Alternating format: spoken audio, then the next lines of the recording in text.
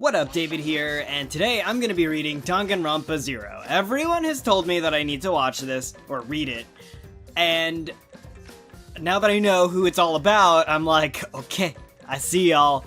I don't know if I'm gonna do the Yasuhiro Hagakure one, or if I'm gonna do, I think there's another one about Kyoko, but this one's about me ex, so let's go. I believe this is her, too, on the cover here. I've seen pictures of this guy before. I think he was actually in Danganronpa 3, the anime, for like a second. So it must have been a cool reference. And I believe this is official, right? It was actually made by Kodaka. So I'm very excited. Let's jump right in. This is Danganronpa 0. I see Monokuma looming in the background. Is this an origin story for, like, my girl? Like, cause this will be super fun. I'm very excited. These are gonna be long videos, and it's really just gonna be me reading and reacting. So, feel free to just plug me in on your little iPhone and podcast me up as you go about your day, cause I'm just gonna talk for like 50 minutes or so. So, I hope you enjoy this. Volume 1, Chapter 1, Junko Enoshima despaired. Off to a great start. Everything turned out just the way she expected. Everything turned out just the way she hoped. And so she despaired. Huh? Is it really that easy? Magma-like heat boiled up deep inside her stomach, gradually swelled inside her body, and exploded when it reached her chest. The explosion escaped her heart and reached every muscle in her body, bringing her to a complete standstill. The sound of splashing water came from the muddy pool as she stood in droplets of water danced through the air. The muddy pool she stood in as droplets of water danced through the air. On closer examination, one could notice the water was red. Or was it pink?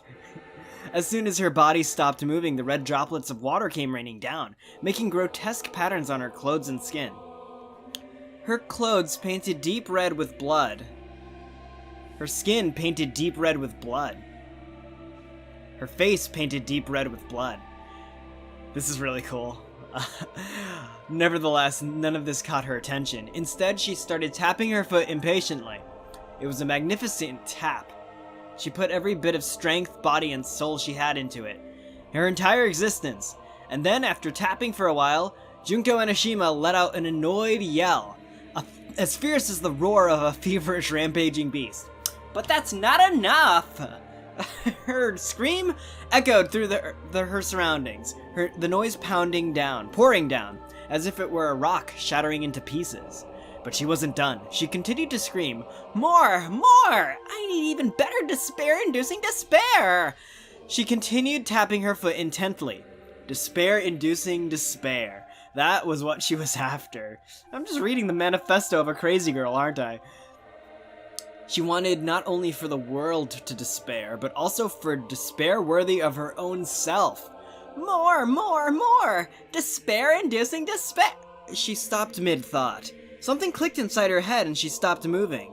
Her face froze in a surprised expression, and she stood petrified as if every muscle in her crimson-painted body stopped working. Who'd she kill? I want to know. Then she let out a weak whisper. Oh, I see. A series of gears and switches began moving deep inside her skull, sparking pitch-black thoughts. A certain object floated up inside her mind. It was a face. It was a face she knew, of course. The face of a fellow student at Hope's Peak Academy. Boo, boo, boo, boo. Oh no, we know what that is. Her body shivered as she started laughing. The shiver gradually spread to her entire body, and then she started tapping her foot again. This time, I entered the Monokuma there for a second. This time her tapping resembled a dance. She tapped her foot like a girl who couldn't help feeling joyous. A girl who couldn't help having fun. Oh, it's so wonderful! So wonderful! And as the face of the person destined to bring her so much wonderful despair kept floating inside her mind, her heart overflowing with a strange feeling that almost felt like love. But apparently wasn't. Junko Enoshima danced to the rhythm of despair.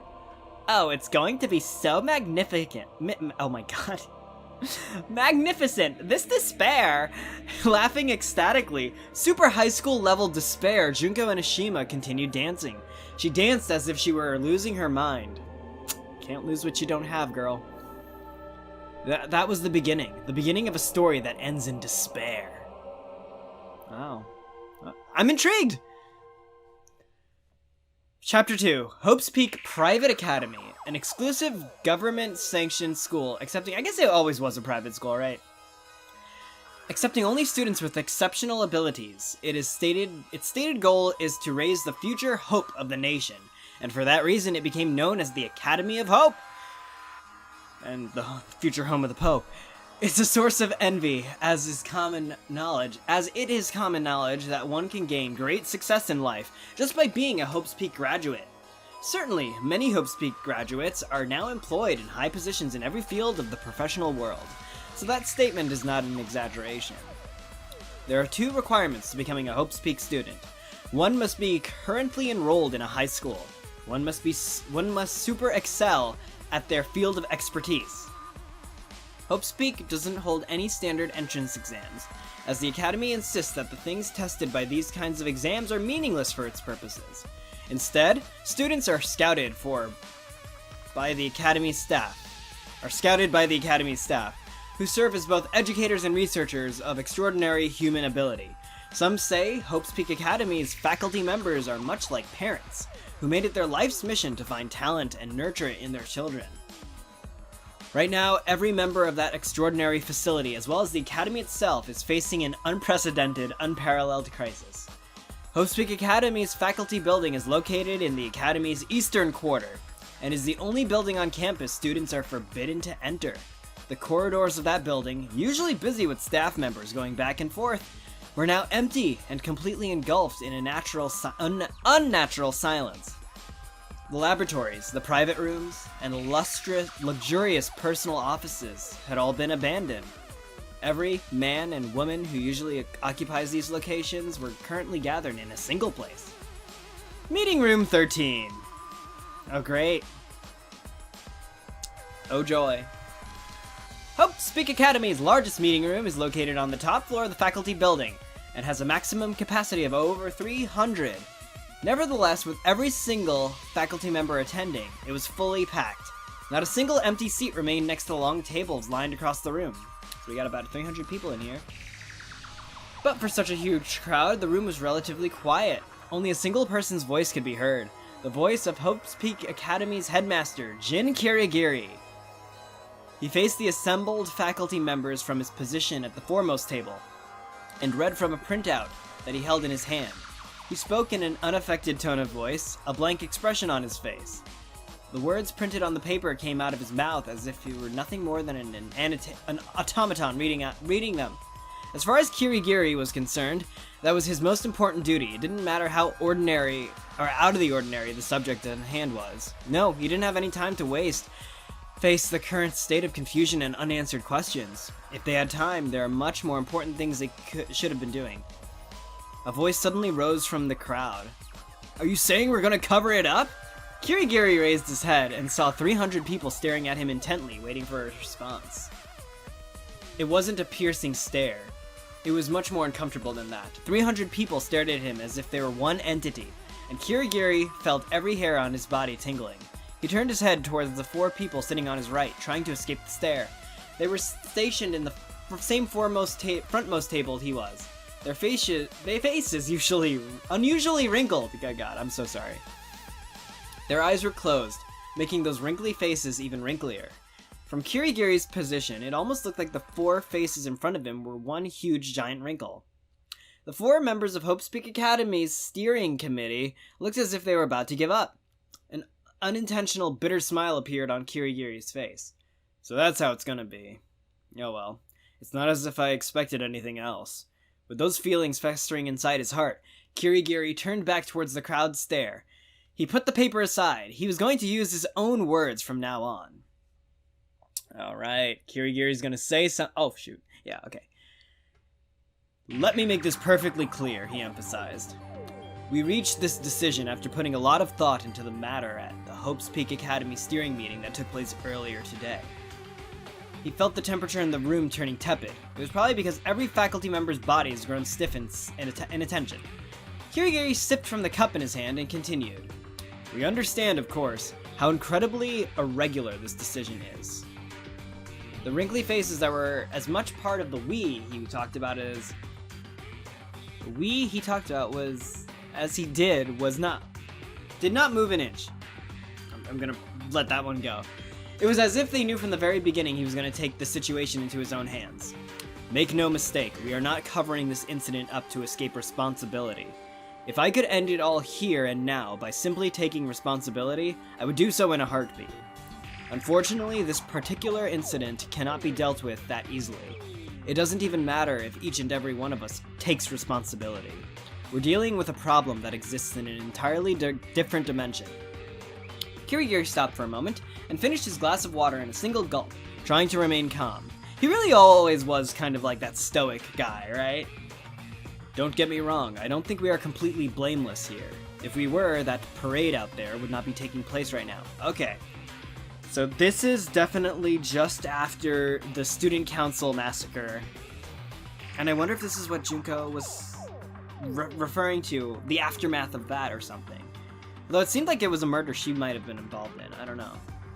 Kirigiri pointed a finger at the curtain window. Oops. Several people turned to look at it, a severe expression on their faces. That parade had been growing larger and larger lately. The people in it think we're all despicable. Their opinion is not completely unfounded. Kirigiri paused and moved his gaze across the room, looking at each of the faculty members' faces, as if what he was about to say was personally directed at them individually.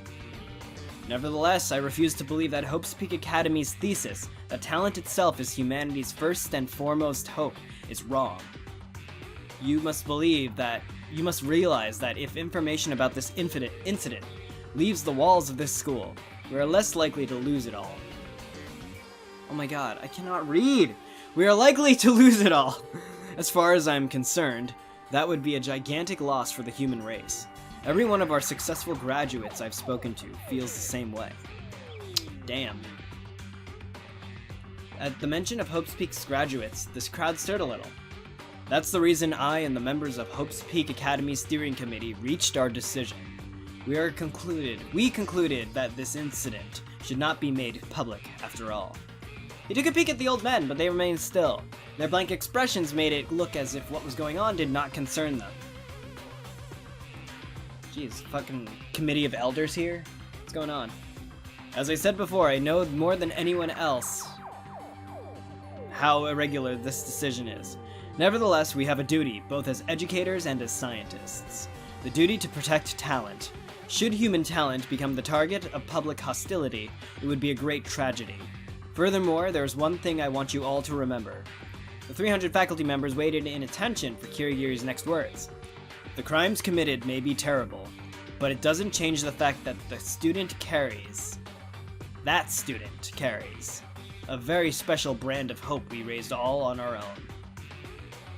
Are they talking about Izuru?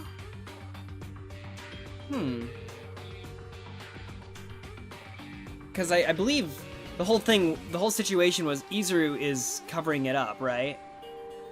Even though it was Junko's shebang. The color of the faculty's eyes changed in an instant. They did not stir anymore. Everyone sat in complete silence. No one objected, no one could object.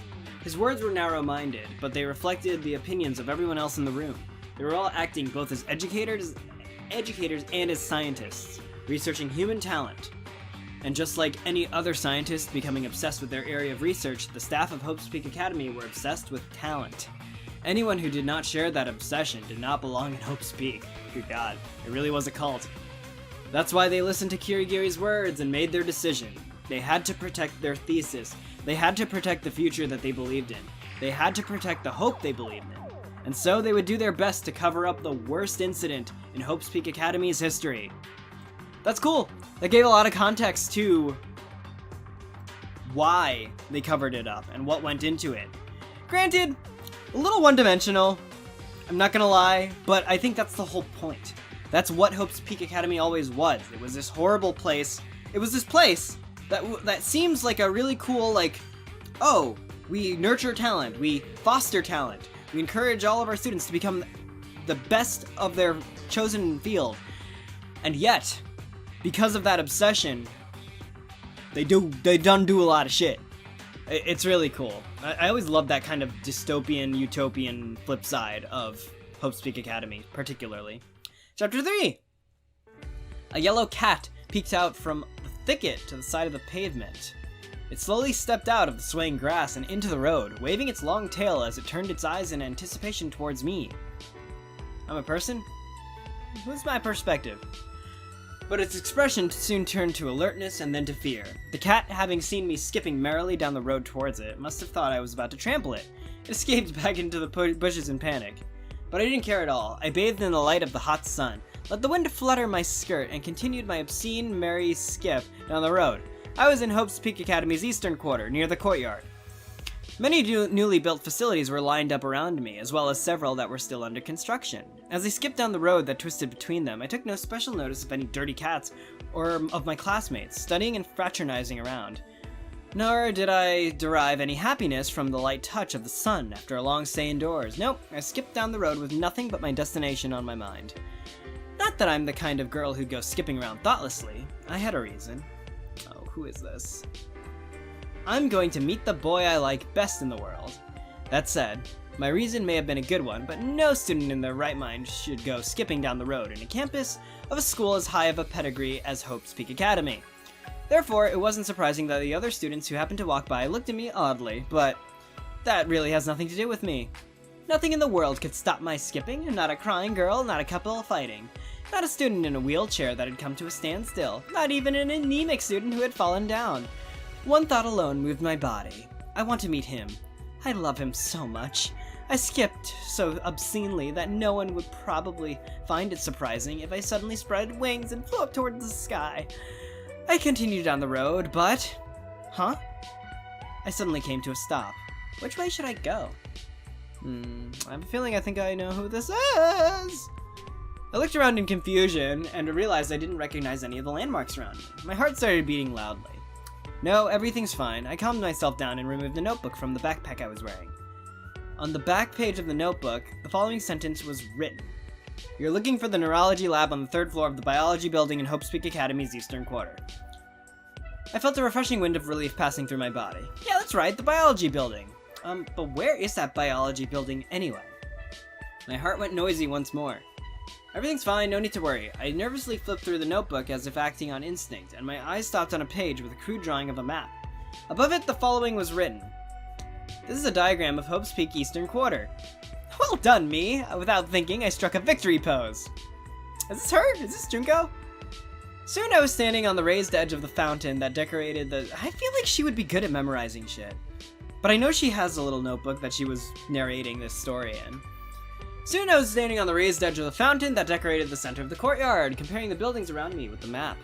Literature building, science building, physics building, arts building, math building, PE building, linguistics building, zap building. As cold droplets from the fountain kept hitting my thighs, I looked for my destination, the biology building, as if I'd never visited before. Wouldn't it be in the science building? Ah, it's right over there!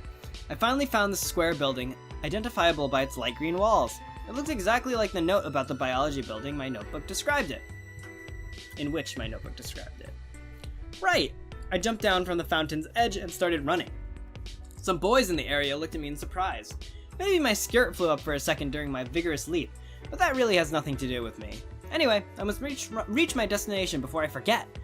My ferocious dash led me inside the biology building, where I soon discovered a flight of stairs at the back of the lobby. I didn't lose momentum for even a second as I ran up the stairs to the 3rd floor. When I reached it, I ran down the corridor, checking the signs next to the doors lined on its walls. Okay. Finally, at the very end, I found the sign that read Neurology Lab. I hastily stopped in my tracks. After a quick deep breath, I checked my hair and my smile in a hand mirror. Yep, cute as always. Flashing that same wonderful smile and shouting, "G'day," in my brightest voice. I opened the lab's door and that's when it happened. Something flew past my ear, making a wind-cutting whooshing sound. Eek! I turned my head in a panic and saw a small blade embedded in the wall behind me. Still vibrating from the impact. I jumped back. Why is there a scalpel flying through the air? I screeched. Don't shout, a chiding voice answered back from inside the lab. The moment I heard that voice, my heart started beating faster. Thump thump went my heart as I turned to look inside the lab. A boy was lying on top of a bed installed in the center of the room. You're late. That's unseemly for someone as ugly as you. Damn! A dirty white shirt was sloppily thrown over his body. He was lying face up, his face concentrated on a thick manga magazine he held in his hands. He didn't look at me once.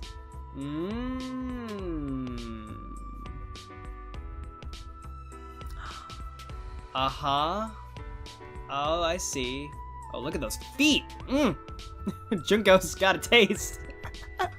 Good God, this video's gonna go awry. You're also too loud for someone as ugly as you. God, he's a dick!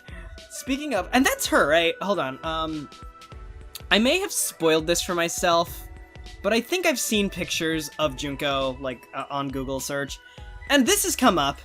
I'm assuming this is her, but I don't know. Is there another crime that happened before she did the student council meeting? I wonder. I really do. You're also too loud for someone as ugly as you. Speaking of, someone as ugly as you might be scared of flying scalpels is weird too. What? Being scared of flying scalpels is weird too. Well, wait a second. I stopped him, my voice showing signs of panic. I could report you for discrimination if you keep calling me ugly, you know. Who are you going to report me to? The National Japanese Ugly People Association? The kind of organization would be guilty of discrimination just by existing. The manga-reading boy who kept calling me ugly was the person in charge of this neurology lab. The doctor in charge of my treatment. My childhood friend. The boy I like most in the world. He's super high school level neurologist. Yasuke Matsuda. I think. Oh, I see. You're a member of that association, aren't you? Is that why you're so angry? I'm not. I'm not even ugly. On a second thought, you're right. You aren't ugly. Association. Jesus! My chest swelled in pride and I flashed a complacent smile. Yep, that's right. I even checked in my mirror just now and... You're super ugly. Super ugly? My shock was considerable, but it didn't take me long to recover enough to come up with a sharp response. Liar! I'm not super ugly. If anything, I'm world-class cute. Matsuda-kun, oh god, continued to ignore the fuss I was making, his eyes never leaving the magazine. No wonder she loves this dude. I don't care what the world thinks. Ugliness is subjective, and I'm free to make my own judgment, he said, as if the matter at hand didn't concern him at all. So, tell me where you think I'm ugly. I'll go fix it up in surgery, I said in desperation. Is it my eyes, my nose, maybe my mouth? How about my eyebrows? You forgot to mention your heart. But I can't fix my heart in surgery. It's called cardio. Cardiovascular. Is that so? Poor you. Honestly, you're beyond help. Both your face and your brain aren't any good. Jesus! I think you can have some success if you make yourself an object of sympathy, though. Go stand in front of a train station and beg for change or something. I'm sure you'll make lots of money. Good God. I dropped my shoulders, crestfallen. Then I let my hands drop towards the floor and my body droop limply. I was beaten up. By the way, who are you? Eh? I raised my head in surprise at his unexpected question. I can't really tell by just the voice. Are you saying you didn't know who you were talking to until now? It's your fault. You never told me who you were. I didn't, but you can recognize me by look, can't you? See, it's me! I don't have time to look at you, said Matsuda-kun, still absorbed in his book. I just got to the interesting part. Don't have time? Isn't that just a manga magazine? So what? If you're going to ask, what's more important, me or the manga? The answer is the same as always. It's the manga. I see. If the answer is the same as always, that means manga was always more important to you than me. That's cruel. I didn't want to know that. That's a fine observation, but please just answer the question. Okay. Pressured, I took the notebook out of my backpack once more and observed its front cover. Oh. What? Ryoko Otanashi's memory notebook. As soon as I saw that title, I remembered my own name. It seems my name is Ryoko Otanashi. Ryoko Otanashi. Is it Ryuko Otanashi? I think it's Ryoko. I know only one person stupid enough to not be sure of her own name. I think you're talking about me, probably. Matsuda-kun let out a big sigh. Huh. So you weren't someone suspicious after all. Are you trying to say you threw that scalpel earlier because you mistook me for someone suspicious? Or something? Exactly. I'm not the kind of person who throws sharp objects at acquaintances, after all. Liar! I pointed my index finger straight at Matsuda-kun. I mean, before you confirmed who I am, you told me I was late and that I was too loud for an ugly person. That's proof you knew who I was. Smack. Matsuda-kun loudly snapped his magazine shut. He leveraged the bed's cushion to jump up out of it and walked briskly towards me until there was almost no distance between us. Eh? What? Why? He looked straight into my eyes. My body grew hotter by the second. You remember that? Huh? Wait, what? I think I know what's going on here, and if so, it's fucked up. Matsuda-kun clutched my shoulders strongly with both his hands. He pushed his face close to mine. Do you remember me calling you ugly when you got here? He asked slowly. Seeing Matsuda-kun pressing so close to me with such a serious expression on his face made my heartbeat increase tenfold. I think so. I guess my condition's a little better today. Just as the tone of my voice started warming up, he released his hold of my shoulders and turned around to face away from me, then looking away, he whispered as if talking to himself.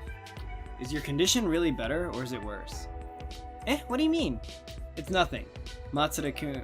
Masuda. Have I been calling him? Yeah, it is Matsuda. Okay. Matsuda-kun shook his head, began speaking in a commanding tone. Go lie on the bed. We have to begin today's treatment.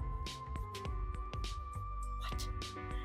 With my mind still reverberating with the beats of my heart, I removed my backpack and set it aside. Then I lay down on the bed occupied by Matsuda-kun until a few minutes ago. It's really hot in here. As I let my body soak into the soft mat, my nose was filled with the scent of the sheets. Matsuda-kun's scent. I sniffed his scent as I felt the remains of his body's warmth engulf my body, and felt as happy as if he was laying next to me, hugging me softly. I think she likes him. I laughed an instinctive happy laugh. Oh god. Alright, let's see. Where are we going here? Is something funny? Oh shoot. Matsuda-kun grimaced as he gave me a hard look. I realize that's the way dung beetles laugh. Even though you are one, it's just too gross. Can't you at least try to laugh normally? Yo. What's normal about that? That's even grosser. Shocked, Matsuda-kun rolled a trolley noisily from the center of the lab. On top of it were several complicated, important-looking machines. He pushed the trolley up on the bed and said, "Here we go," and started operating one of the machines with a tense expression on his face. I found myself staring at him.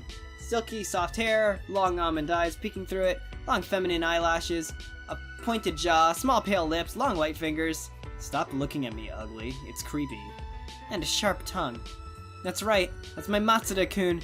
I rolled to my side and wrote a note in my notebook. You don't have to write everything down, dung beetle. Wow, he is a class act. But if I don't write it down, I'll forget it all. Matsuda-kun let out an exaggerated sigh. Honestly, your brain's like a bottomless bucket. A bottomless bucket. It wasn't another one of his cruel jokes, it was true. I forget everything I see and hear after a very short time. I don't know the reason. If I ever know, I've forgotten it. Is this Junko? Like, is he about to do some, like, neuro shit on her that makes her how she be?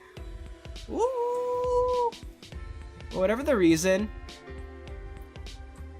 Wait, so is Ryoko, is that her name? Like, pre-Junko? Is Junko Enoshima not her real name? But whatever the reason might be, my forgetfulness is not normal, of that I'm certain. But it's not like I'm forgetting things because I want to. There's a sickness in my brain, right? Oh dear. I can't help it. So be nice to me. No, I don't think we can call it sickness and be done with it. Matsuda-kun shook his head lightly. The human memory is a complicated thing, and there's much we don't know about it. It's still very much a black box. Your situation isn't such a simple sickness that can be dealt with like any other. As he explained, he stuck suction pads all over my head and face. The cords running from the suction pads were attached to the machines on the trolley. There's a part of human memory we call episodic memory. It stores your personal experiences, what you see and hear. The area of the brain responsible for it is called the hippocampus. If something goes wrong there, the brain experiences difficulties in creating and storing new episodes. There's a famous old example about a patient who had the hippocampus removed in surgery and lost all ability to form new memories. After that happened, there had been much research done about the exact role of the hippocampus in relation to memory. That said, even if your hippocampus is malfunctioning, you won't lose your ability to remember or learn procedural memory tasks, such as riding a bicycle or using tools. You won't remember the episodes related to those tasks, though. For example, you may remember how to ride a bicycle, but you don't remember how you became able to ride them. That's it in a nutshell. Oh yeah, that makes sense. Like muscle memory. Like, I would remember how to fence, I wouldn't remember who taught me, I guess. That's cool. I see, so that's why even though I'm very forgetful, I still know how to read and write in my notebook. I held the notebook in question with both my hands and nodded thoughtfully. Ryoko Otonashi's memory notebook. Ryoko Otonashi's memory notebook. Ryoko Otonashi. That notebook was memory itself for me, my one and only indispensable trusted item. As long as I have it, I can probably live a regular life, much like regular people. That said, it seems like this school is a little late in accommodating the memory challenged, and that I am still facing many difficulties on that front. For example, during exams it's forbidden to look in notebooks, which causes my grade to plummet and got me suspended from... What? I've been suspended from school? I yelled at and looking up from the notebook, just because my grades are bad? That's not fair! You should be glad they haven't kicked you out completely. I had to negotiate with the school to make that happen. Eh? You stood up for me? My heart skipped a beat. I'm so happy! You really are fond of me, aren't you? Matsuda-kun snorted. I just need you here as a research subject. Nevertheless, Matsuda-kun... Oh, damn it. Went out and helped me. That's good enough. Your case seems to involve a failure in the retrieval of long-term memory. I think something went wrong in the synapses connecting the neurons somewhere in your brain, but I need more time to investigate the problem more thoroughly before I can understand what's going on. I didn't understand most of what you said, but at least I haven't been expelled. If I get expelled now, where would I even go? I wouldn't even have anywhere to go outside the school. I've forgotten everything else. I don't even remember my family or any old friends I may or may not have. If I get expelled, I'll also end up away from you, Matsuda-kun. Being separated from Matsuda-kun was the thing I feared most. My body shivered a little just speaking the words out loud. And yet, she seems to remember him. Which is interesting. You shouldn't worry too much. Matsuda-kun turned to face me and spoke bluntly. You are a valuable research subject and I don't plan to lose you. At least not at the moment. You might change your mind later. I'm happy, but I have to remember to not be too much of a burden from now on. Don't complain, you should be honored you're participating in such an important research project. Matsuda-kun chided me, then continued his explanation. In order to understand why memory loss occurs, we need to understand the core elements of our brain's memory storage apparatus.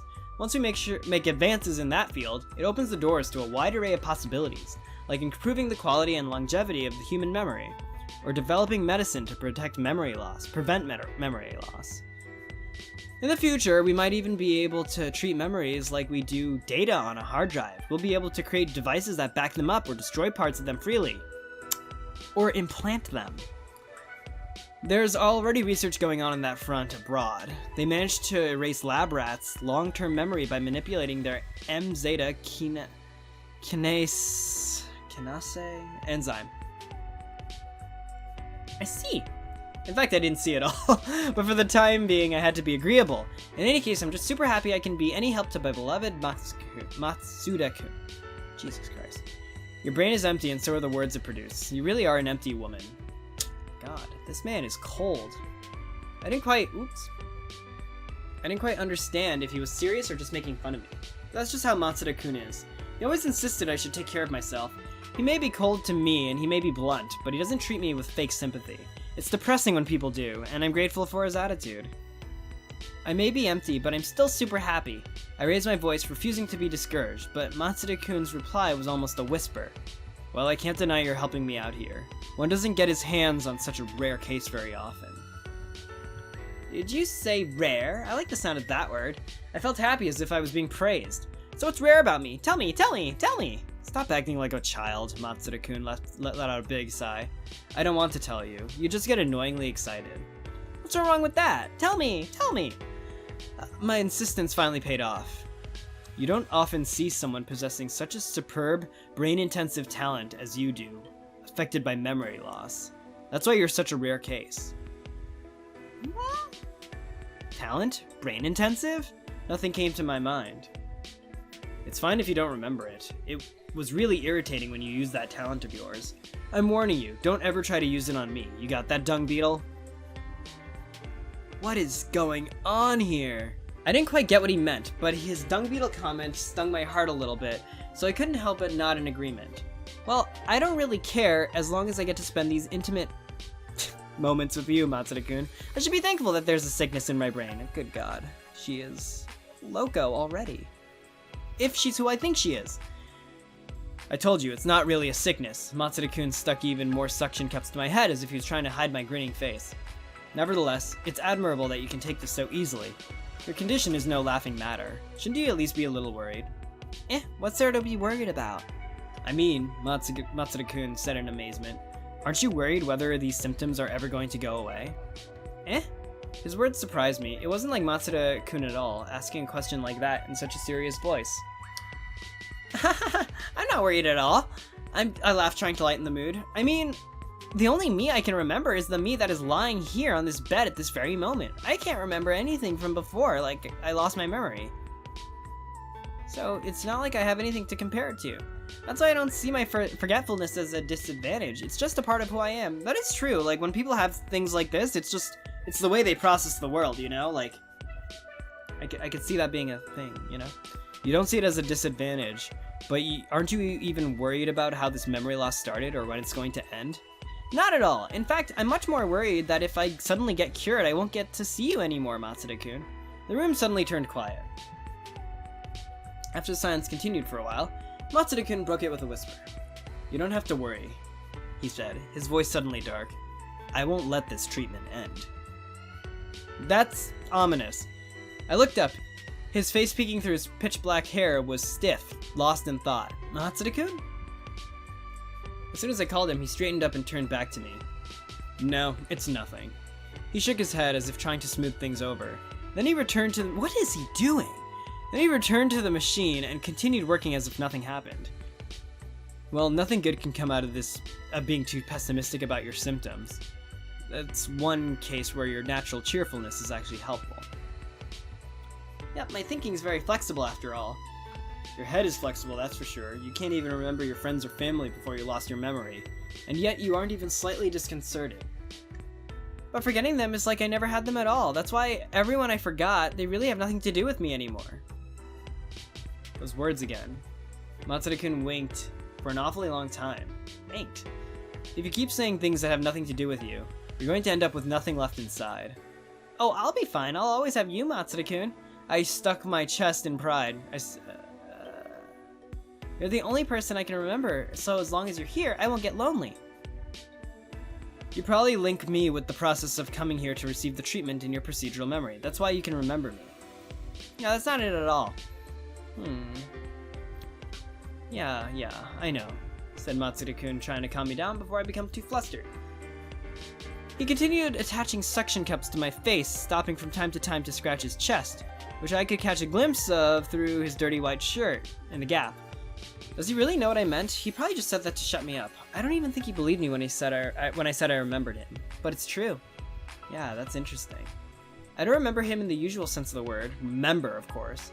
But I didn't lie when I said I do. I remember Matsuda-kun. I forget him and yet I remember him. What's going on here? I'm not talking about our conversations or what we did together. For those kinds of memories, I have to rely on my notebook. No, for what I remember is something much more special and important. It's not his memories, but feelings. Not using my head, but using my heart. What I remember about Matsuda-kun is pure emotion. Every time I see him, I feel the beat of my heart before my head even realizes what's going on. That beat tells me one very important thing. Do you want me to just say Matsuda going forward? Because I can just say Matsuda. The kun really just implies her perception of him, right? As an honorific. For me, his very existence is precious, one of a kind. That's why no matter how forgetful I become, I will never forget him. There's a connection deeper than memories between the two of us. For me, Matsuda-kun is special. He's extraordinary. He's a miracle. Shut up already, will you? I came back to my senses, confused.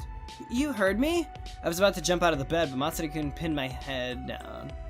You're going to get the cord disconnected. What are you, human waste? He said cruelly as I tried to disconnect the cord on purpose.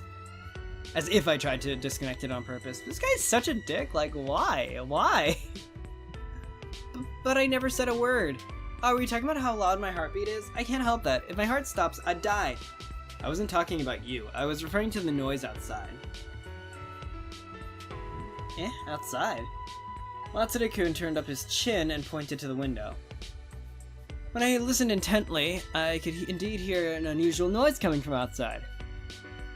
Jeering, angry voices, hooting voices, reactionary voices full of anger. The kind of voices that can make the earth rumble. It was an assembly of unpleasant voices that can make your face frown instinctively. What is that? It's the parade. They're getting louder every day. A parade? You don't mean that parade? Liar. You don't remember at all. Matsuri-kun pinched my forehead and continued explaining. His face was grim. It's essentially a demonstration, but the teaching staff, or maybe I should say the old geezers in the steering committee, didn't like the sound of that word, so they decided to call it a stupid name. Like the parade. But isn't a parade the exact opposite of a demonstration? That's exactly why they chose that name. But why parade? It's the guys from the preparatory school. Preparatory school? I never heard of such a thing. Or have I? You don't remember, of course. Well, your head is oversized, so I guess it can't be helped. Wait, calling a girl oversized is sexual harassment. If this was the Edo period, you'd be beheaded by now. Eeh! My head, which was on its way up from the bed, was pushed back down. Hope's Peak Academy is not a traditional learning facility like other schools. They provide education for the talented, but at the same time they research that talent. The teaching staff aren't simple educators, they're also scientists who research human talent. But scientists are a bothersome bunch. The more they research, the more they want to research even deeper. Therefore, there's something that they never have enough of. Do you know what that is? It's money. Oh, right! My chance to find the answer on my own was gone, so that's the least I could say. Up until recently, Hope's Peak Academy was a small-scale facility that could survive on a government subsidiary and graduate donations. Their research was often blocked by a lack of resources, though. But the steering committee was not satisfied with the state of the research, so they instituted the preparatory school system in order to bring in more money. That's Haji-man! I nodded enthusiastically to show I was listening. The gist of it is that super high school levels are affiliated with the main school, but there's now a separate educational facility attached to it called the preparatory school. The school is located on the west quarter of the campus, while the main school remains here in the east quarter, so we don't actually intermingle much. I heard there's not much that's the same. There's not much that's the same over there. They don't scout their students, they rely on a regular entrance exam to choose among the applicants. The teaching staff is chosen the same way. Our teachers are the scientists who work and live at the school, while they have regular teachers coming from outside. So it's just a regular high school, isn't it? Yes, exactly. Nevertheless, there was a flood of applications. A brand name is a powerful thing. Matsuri-kun almost spat those words out. People didn't care that it was just a preparatory school. The prestigious Hope's Peak Academy had finally opened its doors to the public. People are sheep, and drawn to a name, and the school took advantage. They are drawn to a name, and the school took advantage of that to get more money. Thanks to that, the school went through a sudden growth spurt. We suddenly have research buildings that can make any university jealous. No one was prepared for that. In just a year or two, Hope's Peak Academy became a school of an entirely different scale. The power of the steering committee also grew accordingly. That almost seems like a fraud. It doesn't seem like one. Matsuri-kun's mouth twisted in a bitter smile. Right now, Hope's Peak Academy is set up like a third world country's pyramid class system. The multitude of students in the preparatory school. This is really cool, by the way. I like learning about Hope's Peak a lot. The multitude of students in the preparatory school exists only to support a few super high school levels in the main one. That makes sense. It seems that they have some kind of bogus system in place for exceptional students to transfer to the main school, but I've never heard of anyone actually succeeding. Our teachers probably don't think any of them deserve it. But that's not how educators should behave. You're right, but that's exactly how scientists do. They don't care about anything but their own research subject. I'm just the same, in fact. It's just that their subject is human talent. But it's so unfair, I puffed my cheeks. Of course it is. If it wasn't, there wouldn't be any need for a demonstration, would there? But still, Matsuda-kun suddenly cut his speech short. His tone of voice changed to a cautious one. I don't think they could have set all this up on their own. This has to be the result of someone else's scheme. That's how I feel. Eh? Matsuda-kun narrowed his eyes and looked outside the window. His look was so grim I hesitated to speak. Hey, ugly. After a short while, he turns back to me as if remembering something. Write this conversation down properly in your notebook. Don't brush it off as having nothing to do with you. Those preparatory school students don't think much of us. I don't think they're going to attack you or anything, but it's better to be cautious. They do get violent later on, I believe. Okay, I understand, I replied. I noticed the suction cup stuck to my head and my face were making it difficult to move my mouth. I need you to stay still for a while. I don't mind if you sleep. Matsuda-kun stepped away from my line of sight. But I'm not sleepy at all, I replied in an insecure voice. Matsuda-kun's voice answered from the other side of the room. I can give you sleeping pills. A dozen should probably be enough. Jesus. Isn't that a lethal dose? Dose? Jesus Christ. Are you sure it's alright? As soon as my uneasiness grew even deeper, Matsuda-kun appeared in front of me again. He was now wearing a school jacket on top of his dirty shirt. If something happens to my machines while I'm gone, you're dead. Are you going somewhere? I have a little business to take care of. Anyway, if something happens to my machines, you're dead. He was serious enough to repeat the warning twice. I wouldn't mind being killed if it's you who kills me. It'd be so much trouble for me to do that. I hate gore. I didn't think that was a good quality for someone who studies the human brain, but I didn't say anything. In that case, if I stay here and wait like a good girl, let's go to the movie to go see a movie together later. A movie?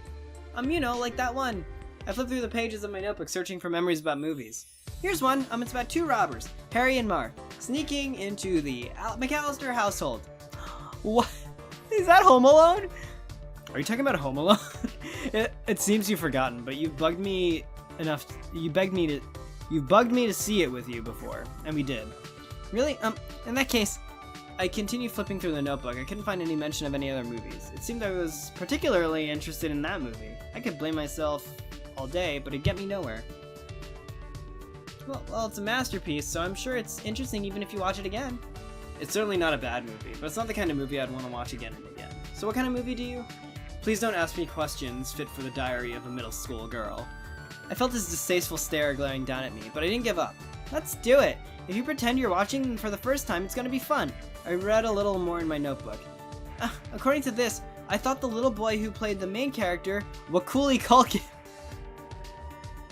is super cute! There's a cute boy in this movie, isn't this exciting? And why exactly do you think that would excite me? Also, that actor isn't named as if he were a brand of lingerie. It's Macaulay Culkin. I thought I thought they were doing something to avoid the names, but that's funny. It says here that I thought he was so cute I wanted to adopt him. You only say that because you don't know how he looks today.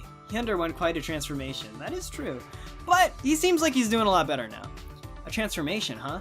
Matsuda-kun narrowed his almond eyes even more than usual, and swiped his bangs away from his forehead. Just be a good girl and go to sleep.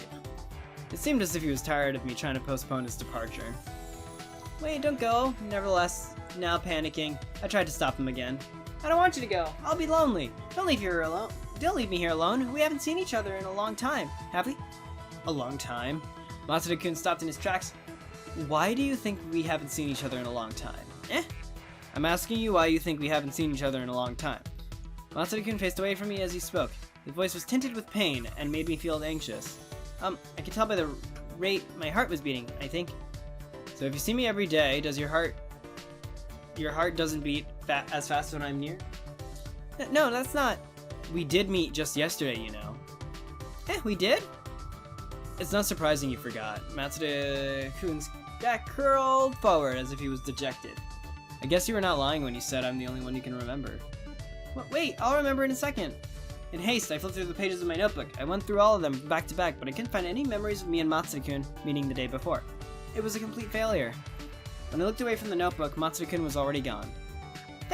I'd been had, and there was nothing more I could do about it. Now, obviously, the question is, how much of this is him gaslighting her, And how much of this is like, is he just a genuine asshole who's just interested in her as a test subject? I guess there's nothing I can do but sleep. Not that that's such a bad thing. At the very least, when I'm asleep, I can lose myself inside dreams. I can escape this lonely world that doesn't have Matsuda-kun in it. I can probably even meet Matsuda-kun in my dreams. With that thought deep in my heart, I rolled to my side, careful not to disturb the cords all over my head, and sniffed at the pillow that still had traces of Matsuda-kun's scent. I sniffed it as if I were a puppy, and rubbed my cheeks against it, purring happily. Then I closed my eyes. As my vision blocked out, my other senses sharpened. Before long, the only thing remaining in my world was Matsuda-kun's scent. No, that wasn't the only thing. I could also hear voices, interfering with my and Matsuda-kun's private world.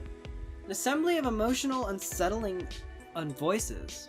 Anxiety washed over my entire body just by listening to them. So I blocked my ears in panic. It has nothing to do with me after all. Nevertheless, I couldn't sleep. I felt like my body forgot how to. I want to fall asleep. I want to sleep and tide over this world that doesn't have Matsuda-kun in it. I want to meet him again. Matsuda-kun, Matsuda-kun, Matsuda-kun, Matsuda-kun, Matsuda. And then I dreamed about dreaming about Matsuda. I slowly fell into a blissful sleep. Chapter 4. Okay. This is interesting. Okay, I'm guessing this is 100%. Let me go to a picture so that... no, don't go down. Let me go to the picture so that y'all have something to look at. Ryoko Otonashi, and that's Matsuda. He's got a cowlick too. Does that make him a protagonist? He's also very much a dick, but he's a neuroscientist as well. And she's got serious memory problems, and if that's Junko, then I don't even know. Something bad's gonna happen, I know that. She ain't ugly, she is adorable as always, and I'm sure we're gonna learn why he's so hostile towards her. He might actually like her, and it's just an act that he puts on so that he doesn't get attached to his little research project. And if he's telling the truth, they've only met once, but she's begun testing with him, so I don't know. I can already tell he's gonna do some tests on her, and she's gonna snap at some point. Now clearly this parade is not the parade after we saw Junko host the massacre of the student council. So this is definitely before that, because obviously look at her. If this is her, I think it's her. Ryoko Otonashi. Does she have another name? I know these are all things I'm gonna find out in the next episode, but I don't want these to be too long of videos. I enjoyed this. It's, again, it piques my curiosity, and it also is very informative about the institution itself. And I like learning about, like, the nuts and bolts of what's going on under the hood of Hope's Peak Academy. Like, I like learning about the other program, the reserve course. They didn't use the term reserve course here, but I think it's the same idea. Like, Hajime was in the reserve course, and it's like the school separate from the main school.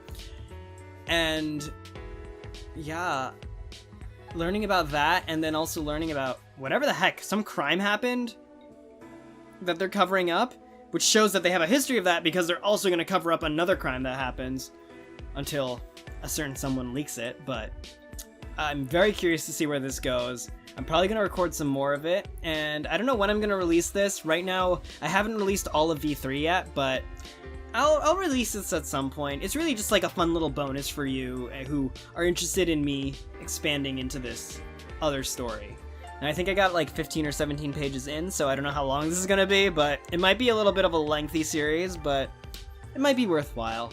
I'm sure I'm going to freak out when I see some stuff happen, so thanks so much for watching or listening. Make sure to like this video if you like this video, subscribe if you haven't, smack the bell so you never miss a thing, consider supporting me on Patreon. Thank you, fill in the blanks, for supporting me on Patreon, and please comment down below. Let me know if you want to see more of this, and if you're okay with me removing the Coons, the Chans, the whatever. you know, the Japanese honorifics, if it would roll off the tongue better, if you just heard me saying Matsuda instead of Matsuda-kun, that sort of thing. Because I have a feeling the more names are going to come up as we go on. So, for now, it says Dave out, peace out, later.